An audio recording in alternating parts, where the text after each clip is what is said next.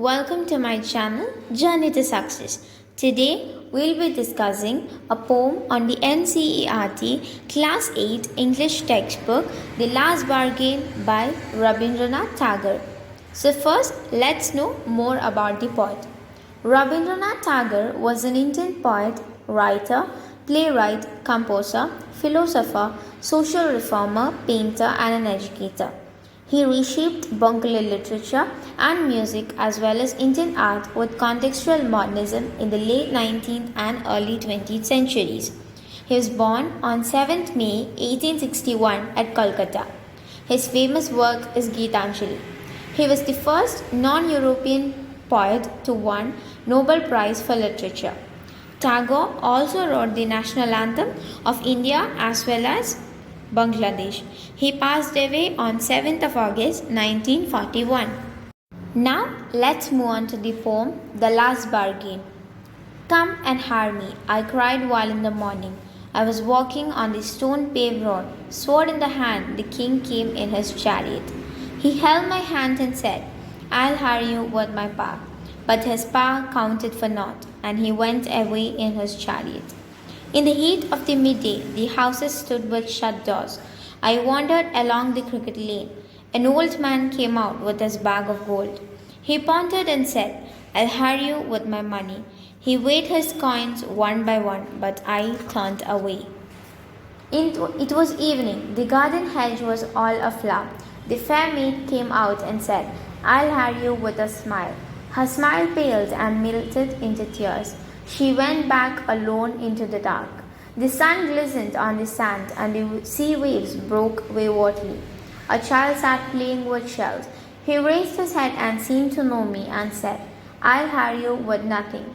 From henceforward, that bargain, struck in child's play, made me a free man. So now, let's go in detail on the first stanza. Come and hire me, I cried while in the morning. I was walking on the stone-paved road. Sword in the hand, the king came in his chariot. He held my hands and said, I'll hire you with my power. But his power counted for naught, and he went away in his chariot. So here, the speaker is a man. He was walking on the stone-paved road in the morning. So he was waiting for someone to come and hire him. So here, the word cried refers waiting. So suddenly a king came in his chariot with a sword. So here the sword refers the power of the king.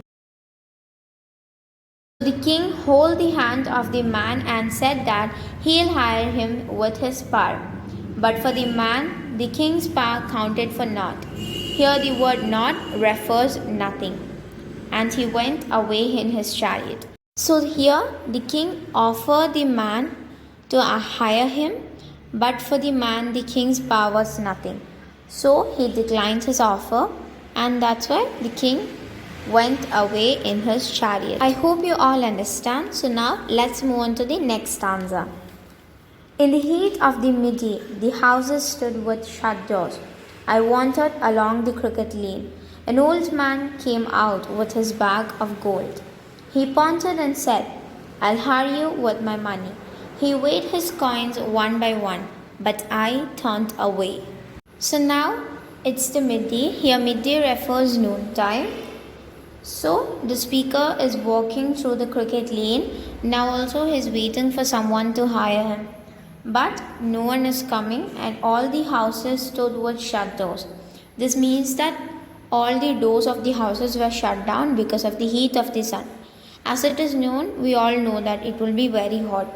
So suddenly an old man came out. So he was having a bag in his hand and inside the bag it was full of gold. He pondered and said, I'll hire you with my money. So here the word pondered refers thinking deeply. So when we are taking a decision, we'll think deeply. So that's what it means here. After thinking deeply, the old man took a decision. He told the speaker that he will hire the speaker with his money. But he weighed his coins one by one, but I turned away. This line means that the man was telling more about his money and was making agreements with the speaker, but for the speaker, the value of money by the man was very less. So he just declined the man's offer too. Now let's move on to the next stanza. It was evening, the garden hedge was all aflower. The fair maid came out and said, I'll harry you with a smile. Her smile paled and melted into tears, and she went back alone into the dark. Now it's the evening time, so he suddenly saw a garden and it was all beautiful flowers. So suddenly a fair maid, here the fair maid means a pretty and beautiful maid, came out from somewhere and said to him that she will hire him with a smile. Her smile paled and melted into tears, and she went back alone into the dark. So this line means that the speaker understands that the fair maid's smile will not remain the same. Here the word paled means will dim, and melted into tears means will be replaced by tears. So due to this reason, the speaker declined her offer too, and without the speaker, she went back alone into the dark. Into the dark here refers that the place from where she came. I hope you understand this stanza. Now let's move on to the next stanza. This is the last stanza of this poem, and this is the most important stanza in this poem. The sun glistened on the sand, and the sea waves broke waywardly. A child sat playing with shells. He raised his head and seemed to know me and said, I hire you with nothing. From henceforward, the bargain struck in the child's play made me a free man. So now the sun glistened on the sand. This means that the sun is setting, so that there will be bright rays of sun which will be shining on the sand very brightly, which will be reflecting on the sand.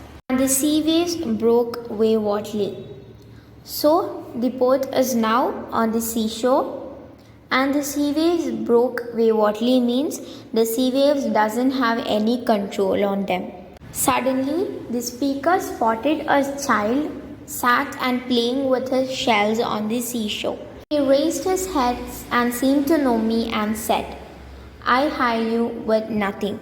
So now the speaker is thinking that the child understands. The speaker is waiting for someone to hire him now also. So the child raised his head and seemed to know me. This means that the child may know the speaker and told him that he will hire the speaker with nothing. And these words of the child make the speaker a free man. Now the man accepted the child's offer. This was because if the man accepted the child's offer, he'll be free from all the materialistic happiness which people get from the power, wealth, and beauty they have. And then the man will be a free man from all the earthly happiness. Due to the innocence of the child and his simplicity, the man finally accepted the child's offer. Now let's look the moral of the poem. All the material happiness that people get from seeking power, from the money we earn, and the beauty we are born to have, the beauty we all have, they all are temporary. They can be destroyed within 1 second. But the only thing that lasts in you till the last breath is the simplicity and goodness in you. And true happiness lies there only. It's never ending. So that's all for today's session. I hope you all understand this poem, The Last Bargain. So I hope you all like my video. If you like, please do like, share and subscribe. I'll see you in the next video. Till then, bye bye. Thanks for watching.